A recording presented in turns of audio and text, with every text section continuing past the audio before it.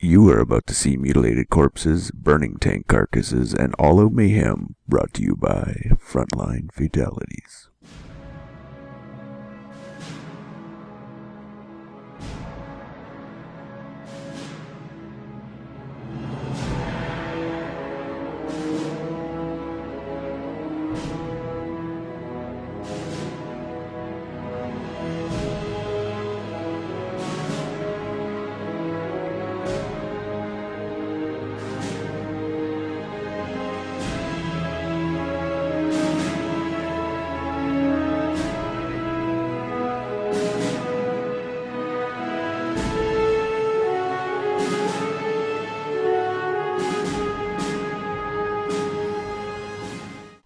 Sup, COH fans, and welcome to episode 47 of Frontline Fatalities, brought to you by the Frontline Network, presented by me, FatalSaint, and my good friend Tommy. What's up, Tommy? Oh, what's up, FatalSaint? I'm getting into the Christmas cheer mode. My holidays have begun, and it's time to get into some Christmas casting. Oh yeah, Christmas delight, or casting delight maybe, more likely. And this episode is actually being recorded, pre-Christmas Eve and Christmas Day, but it's going to be released afterwards. So when you guys are watching this, Christmas has already, You guys should totally watch this while you eat your Christmas dinner. What's better than Christmas dinner? Christmas dinner with a Company of Heroes shoutcast. Seriously. Yeah, just huddle the family along in the sofa and everybody watch TFN. That would be so awesome. If anybody does that, take a picture and send it to us, and I'll stick it in the editing of the next cast. No problem. We would totally promote the fuck out totally of it. If someone promote could that. do that, like without Photoshop. Yeah, of course. Yeah, you got to get the mad aunts and the grannies all watching it and be like, well, what's this? Well, mother, this is a video game. And these are people who talk about it for a long time. Yes, so that's basically all that happens. And today we're back on the fields of Longre. This time another SNF qualifier tournament game with Pepsi versus KoreanArmy. Good old KA. KA, one of my favorite players, actually. Yeah, he's really good. I always enjoy his play and his 3 rifle nades and all crazy, all other kinds of crazy stuff that he pulls off. You ready to go, Tommy? I'm ready. Pause in 3, 2, 1, unpause. 6, 7, 8, and 9, and so on and so forth. December 2nd. That's when the game was played, I guess. Yes, I suppose it was. Hold on, so maybe this wasn't the third qualifier. Maybe it was the second qualifier. Well, the second qualifier, yeah. So yeah, I mean, we didn't say, but this is yet another game from one of the Sunday Night Fights qualifiers, because it's pretty much the best place to pick up good replays recently. Because not only do you get all the top players, but you also, you do get these players that we really don't see too often, but are also very good. Players like KoreanArmy, players like Pepsi, Nuvion, Macaroni that we had for our last episode. So it's given us plenty of material, at least. Yeah, a few a bit rarer players that they play the game, but there's not that many replays posted with them because they sometimes only play in tournaments. Like, I haven't seen just a random replay with KoreanArmy, for example, unless it is like this in like a qualifier tournament or some other form of tournament. Yeah, exactly. It's pretty rare, and we should say, in fact, just like last time, this is a best of one chosen to play on Longre by Vito. So, immediately we can probably say KoreanArmy is probably going into this feeling pretty confident. I wonder if he had faction choice.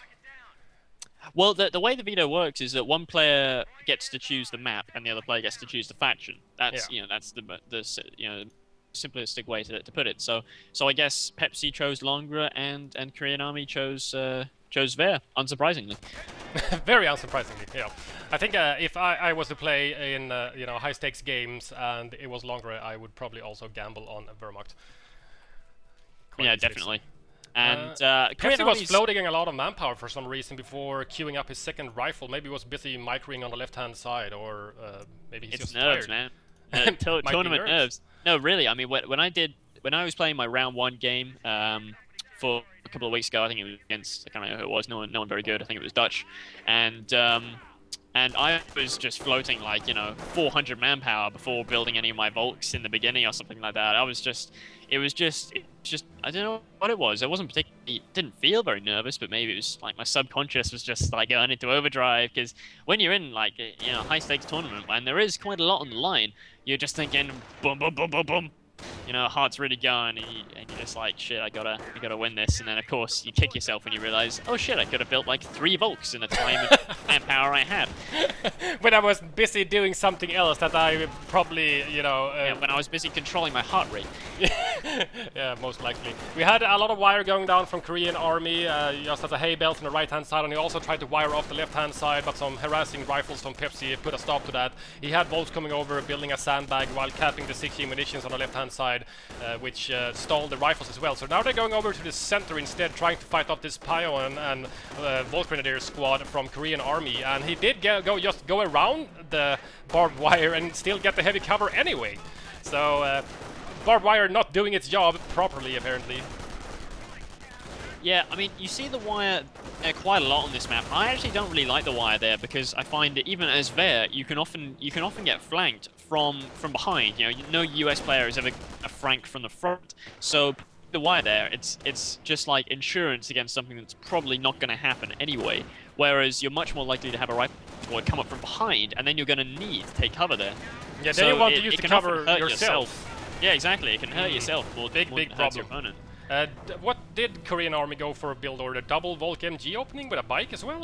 Yeah, double Volk MG and then a bike as the 4th unit, which is kind of rare to see. You don't often see people get the bike so late in the build order, but it's gonna complement the MG nicely, and it's gonna allow him to sort of use that MG and bike that can hold off 2 rifles with good micro. So it's it's a powerful combination. And a bike's always quite nice here on longer, some nice big roads and flat pathways to run around on. Yeah, it's very potent to go around harassing, capping on the far left or the far right side of the map. You know, if your opponent sends just an engineer squad, which is fairly weak, and the bike can tackle it head-on alone, if you stay out of range of the grease guns of the engineers, the bike is very, very strong. Pepsi himself went for 3 rifles Jeep, so he's gonna be doing the exact same thing. And engineers goes down before they get the decap on the 16 munitions. Big loss for Pepsi very early in the game. Meanwhile, over here on the right-hand side, we have a Jeep and a rifle. They're going to push away this Volk squad, which is... It tried to get the camp there on the field. It's not going to be able to get that. It is forced to retreat, but here comes the rest of the Wehrmacht forces. That's going to put a stop to this little American push here. It's only the Jeep and the rifles, and the bike, MG and Volks moving over onto the right-hand side is way too much for those 2 units to tackle on alone. He would have needed, at least another rifleman squad to be able to pull off, at least a flank on it or something, because especially if you throw the MG in the mix, if he gets one burst off and suppresses your rifles, they're just useless after that. Yeah, exactly. We've got a very big tier 1 from Korean Army. He's got 2 Volks, 2 MGs, a bike, and now a sniper is being produced as well. So big heavy tier 1 for longer. It can work out very nicely as well on this map. Big tier 1's very potent, allows you to go for a base pin, as everyone knows, and we've seen so many times on TFN. Very powerful. Some nice mines as well going down from Korean Army. That is the traditional place to put a mine here for your first 25 munitions, because it's a very common flanking route. The same one I was talking about earlier in reference to the wire over by the sandbags there, over by the green cover. Yeah, he is placing a lot of mines. He's put down a lot of munitions into mines. However, I've seen also that Pepsi is protecting his cutoff at the same time, so he doesn't want to get cut off from the right-hand side. He's got both of those munitions points in the center of the map and the center right, and he wants to keep them in his own possession and not give them away to the Wehrmacht players, so he can spam even more mines or get a lot of heavy weaponry like Shreks and stuff. Especially since now Pepsi is building his motor pool already at 630, so his M8 can potentially be out at approximately the 8-minute mark. Yeah, that's going to be a pretty fast M8. Not a super fast M8. I mean, no. you can see M8 sometimes at about the 6-minute 30 mark, and that's the really, those are the ones quick. you got to watch out for, yeah.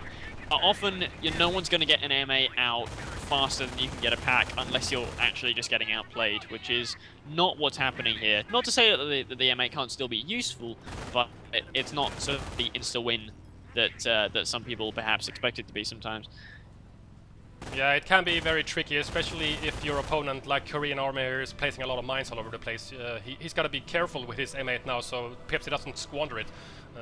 If he runs into a mine, it's just over, because with 2 Volks on the field, and if he doesn't push them off and they are forced to retreat, they're just going to pursue the destroyed engine M8, which is, what would you say, it's fairly regular to get a destroyed engine on a mine with an M8? Oh, 100% I would say chance, wow. really. I mean, or maybe 99%. I've never seen it not get destroyed engine from from the mine, to be honest. The same with the Pumas. Yeah, generally they don't destroyed. Tend to survive it. I mean, M8s and Pumas, they're just mine magnets. You either got to play it like Symbiosis played it, which is just super careful, you know, just skirting edge to edge and just sort of gradually picking away. And if you do it like that, you're never really going to lose the M8. You're never going to be in danger of losing it. At the same time, you're not like doing any kind of nasty base rush or anything like that. You're not going to be getting any M8 mines outside the creek barrack kind of play there. Here's the M8, but both of the balls on the right-hand side, and the skirts are almost upgraded. The Fast actually misfires. If he would have gotten the Fast in before the skirts were up, that would have done massive damage to that M8. And Korean Army now actually retreating his Volt Squad on the right-hand side that misfired that Fast. Maybe he's you know, penalizing them for being useless. Why didn't you fire the Fast that I told you to do before the M8 got skirted? Useless Volts. Go back to base so I can slap you on the wrist. He's just soft pedaling all his units here so he doesn't lose anything. He doesn't want to lose any manpower to this M8, and he does have the creep barracks up. Creep barracks and the pack are coming out relatively late, you know, a good couple of minutes after the M8's popped, but Pepsi doesn't know that, and you know, he has seen mines go down, so he does have to be wary of those. The M8 can't be too aggressive. Flanks are well protected by Korean Army here. Yeah, I think Korean Army is doing good soft pedaling back instead of doing a hard retreat. He's still going to be able to, you know, at least protect the fuel on the right-hand side, which he really must stay in possession of, so he can keep teching and, you know, maybe go tier 3 or tier 4 and build some vehicles in the mid slash end game. You know, he also retreats soft pedals way back to his minefields, you know, which protects him from the M8, because if the M8 gets too aggressive and goes into a minefield, hits a mine as we said, and the pack is out, or he gets fasted, it's just curtains for the M8 already. Oh, that was a nasty mine. That rifle hit. Whoa, almost loses the whole squad there. That could have been very nasty here. We've got lots of sort of mass capping of points by Pepsi, though. He's playing it a very intelligent kind of fast M8 play, not really losing too much manpower, but not really killing anything either, so it is a trade-off. But he's kind of switching sides with the M8. He's taking back the left-hand side, and with the M8, he's going to be able to prevent the cap on the plus 60 munitions for some time. Yeah, I like Pepsi's use of M8s. I generally see that in streams when he's streaming games of Vico, that, you know, he skirts from the left side over to the right side and goes over to the left side. He doesn't stay in one position, you know, basically hit your opponent's defensive position head on over and over again, because that's just going to mean that your opponent is just going to move his AT to that specific side, because that's where you always are. But if you keep going from the left and the right hand side, he's going to be forced to, you know, move the pack over to the left hand side. Now he's on the right side. Move the pack to the right. But what the fuck? Now he's on the left hand side. What is he doing? Stupid mate, stand still. I want to kill you already. This is just problematic. Yeah, I mean, why are you being annoying to me? And you know, that requires a lot of micro from your opponent. You know, and that gets tiresome after a while. Here we go. We now have 2 packs out from Korean Army. He got himself 2 packs from tier 2, nothing else, and teched immediately to tier 3. Ooh, I like that. Maybe a little bit of like Alyash play. You know, get 2 of everything. He got 2 bolts, 2 MGs. He does have 2 of lots. Lots 2 of packs. Things. Yeah, I mean, double packs on longer are actually very good because of the way the map is so split.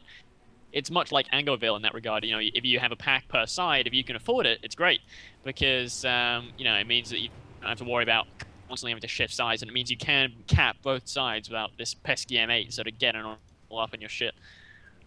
Pepsi now repairing his M8 after taking that cloak shot from the pack on the left-hand side.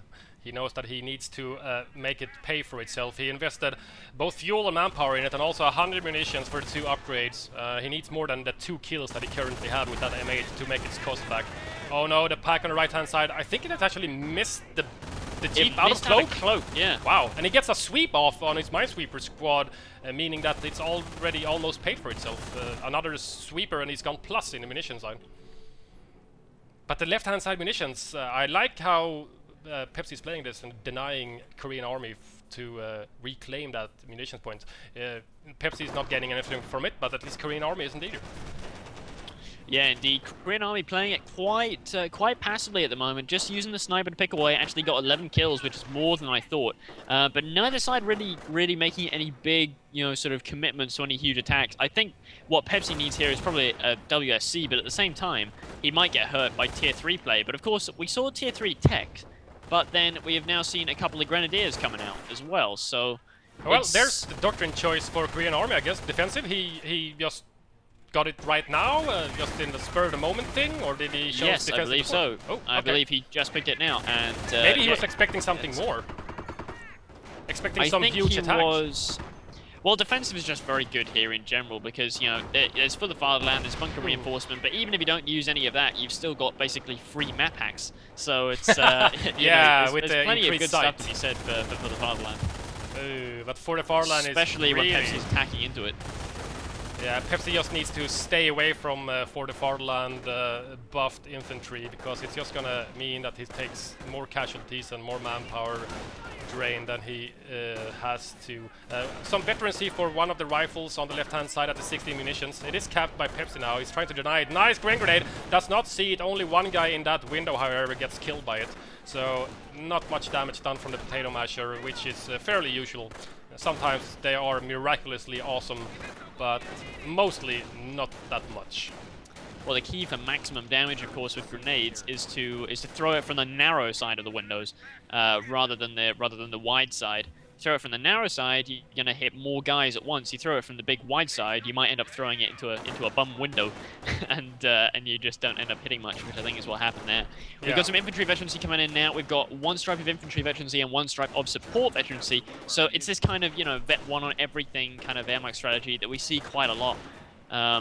What is this pack doing on the left-hand side? It's just moving up very slowly. I'm gonna keep looking at the left-hand side because all the harassment is going on here. So if something happens in the center, be sure to take a look at that. I will, yeah. The pack opening up on the M8 now. It's gonna go in for a circle strafe. The Grenadier squad on the left-hand side is not Shrek, but there is still a Volt squad. Oh, nice! Infantry chosen off map on the pack, and the Grenadiers capping, and it's not moving. The M8 goes around the building before the pack repositions, but it's still in the firing range of that off-map howitzer shoot. But he's getting lucky, not a single hit. Wow, massive spread on the left-hand side of the 5th shell. 6th shell goes on the right-hand side, and the pack is actually gonna get out of there with only a bit of health damage, not a single casualty on the crew. Those pack crew members must have been wearing their lucky socks today. Very lucky, yeah. They killed a rabbit before this battle, you know, lucky rabbit's foot or something around one of the crew members' neck, because that was amazingly lucky. The off-map was basically in the smack center of that pack and the Grens, and it still didn't get them. The Grens were took casualties and forced retreat. At least they retreated. I'm not sure if they took many casualties from the off-map, but the pack living, and he now popped medkits on it as well. I can see the aura on it. Yeah, so that's nice. He's going to be thinking, oh, that was a bit manpower save, bit of free manpower. But I think this M8, it could go down here. I mean, it's got no support really. Pack's going to open up. Oh, he gets past and the pack misfires, but I'm not sure he's going to be able to combat it with the Volts. He's going to take at least one shot. One here, shot surely. in the rear.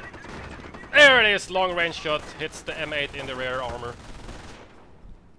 Quite a bit of damage done on it as well. That was a close shot. My bad. Well, he must have cancelled that tier 3 tech. I don't know what made KoreanArmy cancel the tier 3 tech, but he must have cancelled it just, you know, about 3/4 or halfway through actually taking it. And it's only now he's actually taking tier 3, which is pretty good because it's actually, all the veterancy has actually made Pepsi go for, it's persuaded him to go for a WSC. Oh, here comes the Jeep against the sniper from KoreanArmy. He does chase it off, instant retreat, but they're pack MG and man, the bike as well, and the pack actually gets him. But after forcing off the Wehrmacht sniper, Pepsi went WSC himself and built a sniper just half a minute ago, and he takes a shot on the pack crew, only kills one guy before he's forced to retreat due to no backup and a bike running around on that in the center, guarding all of KoreanArmy's stuff there. At the same time, MG on the left-hand side suppresses a lot of rifles from Pepsi, and some of them are taking cover in we're on the green cover, but it's that one guy, it's that Conrad guy. He always goes in front of the cover instead of behind it, and gets everybody else. It's that type of cover. It's those lumber piles. They suck. I hate them. I hate them with a fiery passion. They always do that to me. I always get the unit suppressed in there. The classic one is the one on Stursdorf, the one just outside the southern base. It's the same kind of cover, and you think, oh look, that looks like really nice big solid green cover, and then you get in it and you just get fucking pinned. That shit has never failed to annoy me. It's some kind of relic from past patches, or I don't know, they just never fixed it. There's something wrong with the wood piles. Something wrong with the wood piles. Yeah, there is. It's not one guy, it's Conrad, the guy that doesn't tie his shoelaces, you know, so he stumbles in front of the cover and gets everybody else suppressed. It's like, Conrad, are you kidding me? Why don't they just get him shoes without shoelaces? Just get the one with the fucking what's it called? Like kitty boots? Yeah, just give him some rubber boots or something, so they're at least they're waterproof, so he doesn't get like trench foot or something. Just problematic. So we've now seen Bars get popped by Pepsi, which is he may regret that. I mean, he's seen quite a lot of infantry, but he's really piling on the anti-infantry with Bars and WOC. But tier 3 is up, and a Puma is going to be being produced fairly shortly, I would imagine. Ooh, bike goes down on the left-hand side to the M8, and at the same time there's a smaller skirmish on the right-hand side. I think I see Pepsi's rifles just retreating from a Volcan Gren squad, which I just looked at a brief moment ago. Nice for the Farland on MG, and the medkit popped at the same time, but it does not help with for the Farland or medpack healing when there's a sniper taking shots at you. Nice reposition on the pack again. I like Korean Army's micro. He always moves his support weapons around, just like Pepsi is harassing with his M8, left, center, right, center, left. That MG, it's got to do quite a lot of level work here to protect this pack. He doesn't want to get it stolen, not when he's actually chosen to build a Stug instead. Playing it safe there, I guess he feels he doesn't really need the extra anti-infantry because he's doing so well just with his current unit composition. Well, map-wise, Pepsi is in possession of the left-hand side fuel, but apart from that, he's getting harassed on the rest of the map at the same time. And he's lost, the munitions on the right-hand side, even the fuel outside of his base on the right-hand side by the VP. And, even the VP itself as well. And Pepsi is now draining very quickly, being triple capped on VPs from Korean Army. The VP is still fairly even at 371, 366. Sniper opes up on the MG in the building on the left-hand side at the 60 munitions. Might be problematic if Korean Army doesn't move it. It's not packing up. I can see the guy in the window. Now he's packing it up, but the sniper shot... It's obvious bait there, I think. He was leaving it there for a couple of seconds in the hope, because, you can lose an MG to kill a sniper. That's a pretty fair trade. But he's got the unit snipe icon. He had it. It just went away just a minute ago. I think he's actually going to try and go for the Crush, possibly, or... No, he's turned away. He's decided against it. Probably a smart idea. Another for the Farland. Korean Army is really utilizing the defensive doctrine, while Pepsi's just done the one-off map so far, I think. Yeah, he's just done the single off map, and he's attacking these for the Fatherland troops, and I don't think he's going to win the manpower war, against medkit for the Fatherland Vet 1 Grens. They're going to be healing very quickly. But actually, those rifles did come out on top, only losing 3 guys there to retreat a Gren squad, so not too bad of an engagement. But now here comes the Puma. Oh, Puma on the field? Oh, there it is in the center. Yeah, those rifles are now also suppressed and in a lot of trouble against stationary Pumas. The M8 is the only thing that can tackle that Puma right now. Because when the Pumas, especially when they're guarded by MGs and infantry, the only thing that can really do anything against it is that Puma right now from Pepsi. He has no other AT. He's got sticky bombs, just upgraded and a 57 completed after seeing that Stug, I imagine. Yeah, he's got... I think he's actually got 57 now as well, so he kind of has all the units that he needs, but... Off map somewhere. Sorry for interrupting you, Tommy. I think it's on the right-hand side. It's on the right-hand side, barn building. Ah, barn building, okay. You take a look at that, and I look at the cutoff from Pepsi. Now all of the rifles are flooding out of Pepsi's base, combined with flamers and sweepers in the mix there to protect him against mines, disabling this attack completely if he hits mines with his rifles and flamers. And he forces off the attempt on the cutoff that wouldn't cut Pepsi off from anything, as Korean Army's possession of everything on the right-hand side. But the pack does get decrewed. Has he crewed other pack? Yeah, he took the pack on the left-hand side and recrewed the Korean Army and moved it to the cutoff outside of Pepsi's base, but it gets it decrewed once again, and there's nothing in the vicinity to recrew it from either player though, so it's not going to get stolen. 57 now moving up. There is an Axis sniper out from Korean Army and Pepsi at the same time, so none of the snipers can really take shots with impunity. Oh, there's a counter snipe! Brilliant play from Korean Army. Very nice, and that was the first shot in quite a while as well. Korean Army must have really been on his toes to get that one in. Yeah, now the 57 is in trouble. Big trouble. He has nothing to break this now. Army is just... the entire thing is just in trouble now. Yeah. I mean, look at all this infantry as it floods forward. I mean, that MG is just a few meters away from really getting the base pin in effect. Oh, and with for the Farland, the base pin is going to be impossible to break as well. Wow, bar on the Volks as well. And there goes the M8. It went out of control to the pack, and it went down. Very bad from Pepsi right now, and with these Grens and for the Farland, he's not going to be able to kill the MG quickly. Not quick enough, even with barred rifles, because For the Fatherland is so tough. These bars they've lived for quite a long time. That was surprising. I thought they were going to go down way faster to focus fire from 2 Grens, even though 1 Gren is shreked up. Still 7 cars shooting at you. Yeah. It's a lot of rifles. There's at least 2 Vet 2 rifles, I think, in Pepsi's army. Yeah, so he's done a pretty decent job considering that he got the bars very late. He's done a pretty good job of actually getting some veterancy on these guys, especially against defensive. Yep. But, Pepsi got a fairly early Supply Yard 1 just after the M8. Ah, I see. So Supply Yard 1 was upgraded. I'm not sure if he went for the second yet. No, only 1 door open on Supply Yard. So Supply Yard 1, but fairly early, and he's been killing, you know, technically unvetted Grens and Vet 1 Grens for quite a long time now. It's been 24 minutes of the replay already. But look at the map. At the same time, you know, KoreanArmy just stalled Pepsi in his base, even though, you know, he lost you know, a crew pack here and there and won a few minor skirmishes and engagements against some Grens and Volt and forced off infantry squad or 2 from KoreanArmy. But at the same time, he's occupying Pepsi by being annoying and trying to get the base pin in effect, and just caps up the whole map at the same time. He's actually, KoreanArmy is actually destroying his own pack there because he knows he has no need for it anymore. Because well, Pepsi is relying on 57s and stuff like that now. There's going to be no chance of needing 2 packs. He's already got the 1. More For the Fatherland put from KoreanArmy. It's going to make all of his units that much more resilient. But the Vet 2 bars are doing fairly good, and KoreanArmy sticks around with the Grand Squad on the left-hand side, attempting to destroy the pack. It's very low health. He got a Shrek hit on it, but it didn't get destroyed. Both packs are decrewed, however. I think Pepsi needs to steal that. Another sniper out from Pepsi now, trying to dislodge the MG, just to relieve his troops. Oh, the pack did actually get stolen. The Stug could well go down here. Whoa! Being shot at from all sides by the 57 and a stolen pack. Let's see it. Another pack shot goes in.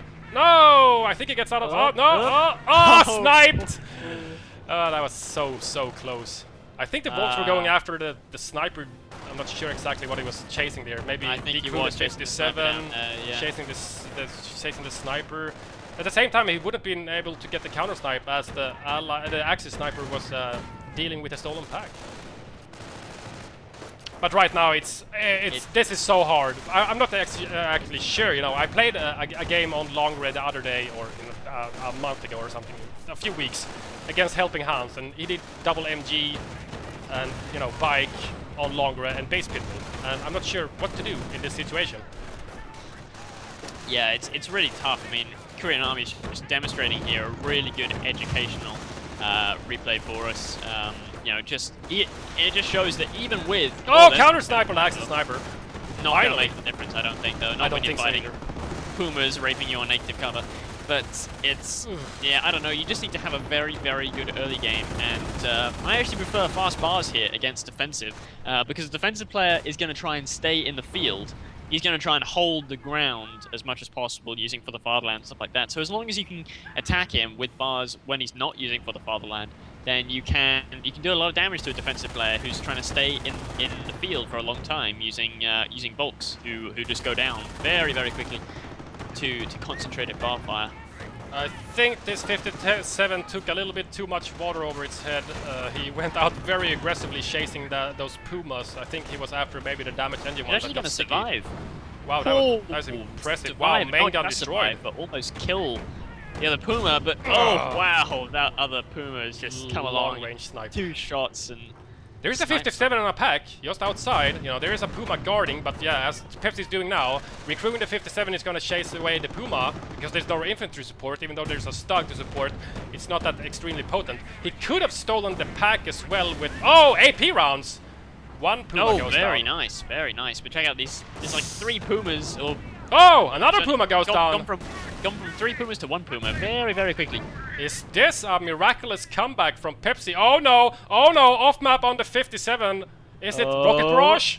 It's 2-1 Rocket Barrage. Oh. Wow. Just as lucky as that pack. So I guess it's even now from both players. Pack survives the off-map howitzer shoot, and 57 survives the 2-bill Rocket Barrage. It might even survive to kill this Stug. Ooh, Pepsi takes a shot on the Pioneers. 57 misses. I think it was shooting at the Pios. I think the Stug was out of range, but that 2 sticky range might get on the Stug, and it does! It might be enough to kill it. It's gonna be a juicy critical at least. Destroy the engine. He just needs to get into the rear armor, just shoot it with bars. With the bars!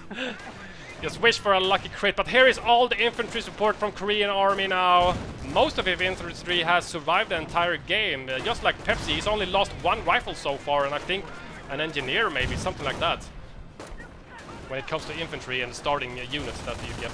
Oh no, yeah, wow. Both sides had very good unit preservation just until this last couple of minutes when it's been a bit of a bloodbath. I think Korean Army has been getting quite complacent with his Pumas, and Pepsi's had to suicide a few things just to try and get back into the field and take back some territory, and more importantly, take back some VPs, which are now rapidly taking down. Oh god, yes. I haven't even been paying attention to it. He's gone from 377 to 37 in about 10 minutes or so. Yeah, it's nasty. He's got off-map combat group unlocked, but he's far away from it, and he still needs something to counter this. He can't just sit in his base and wait, because with 27 VPs left, and only 1 VP whited on the bottom left, maybe you can take a look at that, at what's going on at that VP. The MG actually gets decrewed, but he's taking a lot of casualties on his rifleman. It's going to cost him a lot of manpower, and he can't really afford it because he needs an off-map combat group to break this base pin. I'm not sure what Pepsi can even do right now at this point. What the hell, the sniper just missed an MG? Is that another Jeep? Yes, Fresh it Jeep. is. Yes, it is. And it just survived a Panzerfaust. I'm not sure it's gonna... What is it doing? I'm not sure what it's chasing or what it's looking at. And how did that Stug actually end up living? Oh yeah, all the infantry support. Wow, Stug misses. The Pios polishes off the Jeep, however. There we go. That sniper from Pepsi actually managed to get a 2. He's got 17 infantry kills. Not bad at all. He's Not been too sniping shabby. quite a lot with impunity. Oh! Korean Army says GG, and the VPs are actually down. Yeah, Pepsi was in a position of maybe being able to produce a comeback, but the triple capped for I think it was roughly 10 minutes. That's too long. You can't be triple capped for that long. It's impossible. And that's the thing about this map, is actually one kind of advantage that US does have is that they can grab the sort of the very southern VP and hold it for quite a long time in the early game. As we saw, Pepsi did do that. He just wasn't able to hold it very well because all the VPs, none of them are actually very easy for Ver to hold except for the one in the very middle. So that is the one thing you can do as US, is just try and drain the VP so that you can win in a best of 3 by choosing Ver for the third game. But of course, there's one best of 3, there's a best of 1. So it's brutal.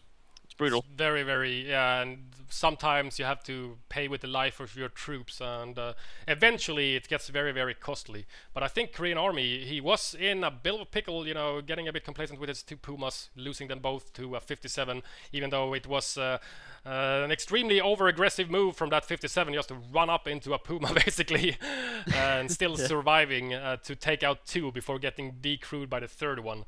So that was a bit lucky from Pepsi, but at the same time, it survived a 2mm rocket barrage, and the pack survived an off-map howitzer barrage. So, a few dice rolls in the game, but at the same time, I think Korean Army just played a little bit better. Yeah, definitely. Yeah, very, very good play from Korean Army and Pepsi at the same time. A nice win for Korean Army, which put him into the second round. Was it a first round or a second round game? I can't remember. Yeah, I think he ended up getting knocked out by... I can't remember, actually. I can't remember who he got knocked out by, because I can't remember which game this one is. But anyway, good game all round. Thank you guys for watching. Hope you guys enjoyed. This has been episode 47, so we're getting very close to episode 50, which is going to be the final episode of this season of Frontline Fatalities, and of course everyone knows what's coming next in season 3. It is the one and only Company of Heroes 2.